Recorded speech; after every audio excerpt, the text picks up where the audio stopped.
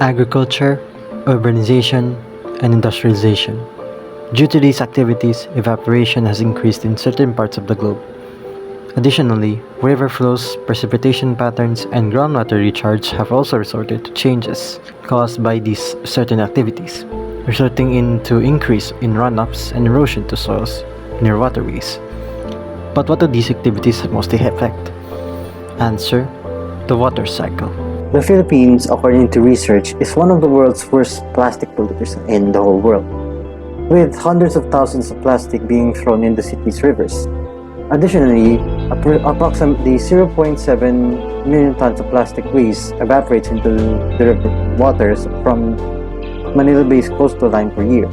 This is due to the water cycle, where all forms of pollution that exist eventually find their way into water sources, where they function as toxins to spread illnesses like cholera and even the well-known dengue virus.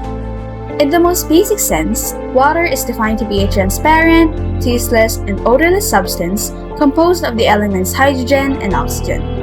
It can be found in many sources within our planet like lakes, springs, rivers, streams, glaciers, rain, and oceans. It is known to be an integral compound that is found in living organisms, including us humans. Given that water covers the majority of our planet at 71%, it shows that it is also important for the survival of every living creature. This is because we use water to carry nutrients, eliminate waste, provide hydration, support digestion, and regulate temperature in our bodies.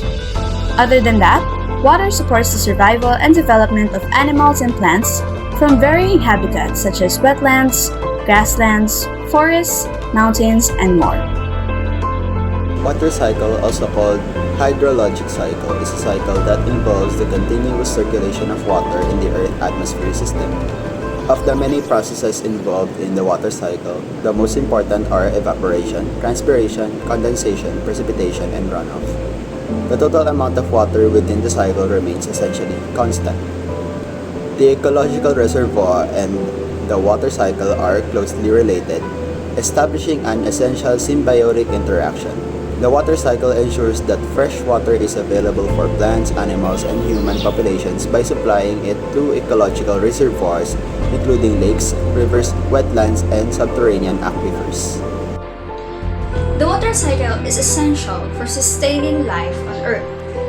This continuous process affects sea and land creatures, providing crucial moisture and regulating temperature.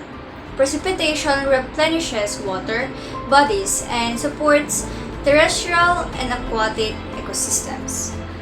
The water cycle also influences weather patterns and climate, impacting agriculture and human populations.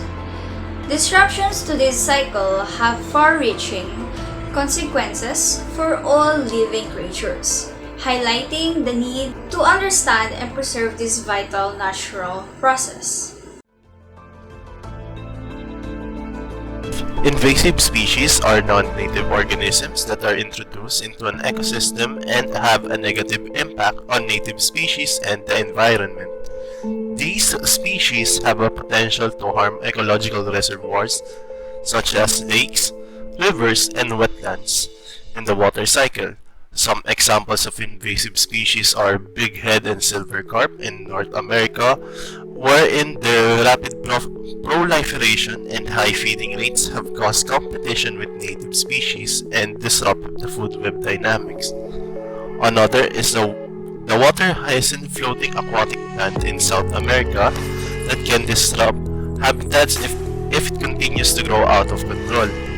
And last is the nutria, also known as koipu, are semi-aquatic rodents which can be found in South America. They are known to be voracious herbivores that cause wetland erosion. The most notable invasive species in the Philippines is the Rhinella marina, also known as the cane toad. The cane toad was introduced to the Philippines in 1930 as a means to control pests in sugarcane plantations. The effect was not successful, however, as it also preyed on smaller frogs and other endemic species in the Philippines, which is why it is one of the most harmful frogs in our ecosystem. Pose a threat to the water cycle through various activities, including water pollution, damming and diversion, climate change, and land degradation. Industrial discharge and chemical usage contaminates water sources, disrupting the water cycle and posing risk to ecosystem and human health. Construction of dams and diversion channels alter natural river flows, affecting downstream water availability and altering river ecosystem. Climate change accelerated by human-induced factors like greenhouse gases emissions disrupt weather patterns and leads to more frequent and intense droughtness. These human activities necessitate sustainable practices and policies to mitigate their negative impacts on the water cycle and protect our water resources. So, to protect our water cycle, we can take these actions. Conserve water by fixing leaks and using water-efficient appliances. Practice responsible land and forest management to prevent erosion and promote water infiltration. Promote sustainable agriculture with efficient irrigation and minimal chemical use. Reduce water pollution through proper waste disposal and responsible industrial practices. Raise awareness about the importance of water cycle and support education efforts. And address climate change by reducing emissions and supporting renewable energy. While these actions will help safeguard our water resources for present and future generations. For the conclusion, the human activities like agriculture, urbanization, and industrialization harms the water cycle, causing issues like increased evaporation and altered river flows. The Philippines faces significant water pollution due to plastic waste. The water cycle is very important for all living creatures, including sea and land creatures and humans.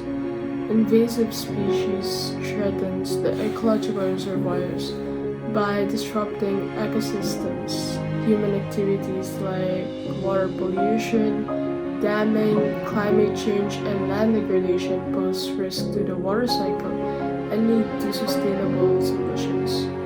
To protect the water cycle, you should conserve water, practice responsible land management, reduce pollution, and address the climate change.